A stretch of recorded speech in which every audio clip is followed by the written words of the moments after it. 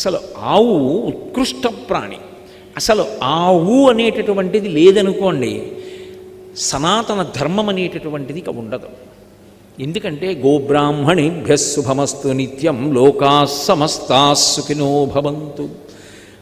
బ్రాహ్మణుడు బాగుండాలని లేదు, గోవు బాగుండాలన్నారు ముందు. ఎందుకని? మంత్రభాగం వచ్చిన బ్రాహ్మణుడు ఉన్నాడు, యజ్ఞం చెయ్యాలి, పంచగవ్యాలు కావాలి, ఆవు పాలు ఉండాలి, ఆవు పాలలోంచి వచ్చిన పెరుగు ఉండాలి, అందులోంచి వచ్చిన నెయ్యి ఉండాలి, భూమిని శుద్ధి చేయడానికి గోమయం ఉండాలి. ఈ మూడిటిలోకి గోమూత్రాన్ని గోమయాన్ని కలిపి పంచగవ్యం తయారు చేసి పంచగవ్య ప్రాసనం చేయించాలి. గోవు లేదు, భూశుద్ధి ఎక్కడి నుంచి వస్తుంది నీకు? ఎలా యజ్ఞం చేస్తావు? చెయ్యలేవు.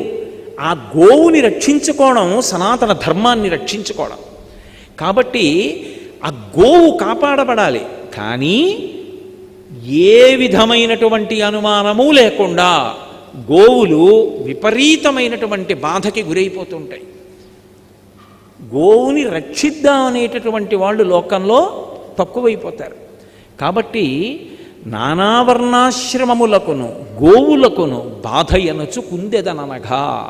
అయితే ఇక్కడ ఓ ప్రశ్న ఇయ్యచ్చు, గోబ్రాహ్మణేభ్య శుభమస్తు నిత్యం అన్నారు, మిగిలిన వాళ్ళు ఏమైపోయినా అక్కర్లేదా వేదానికవి? కాదు. గో ఉంది, గోమయంతో అలికి పంచగవ్యాలు పట్టుకుని ఆవు నెయ్యి పెట్టి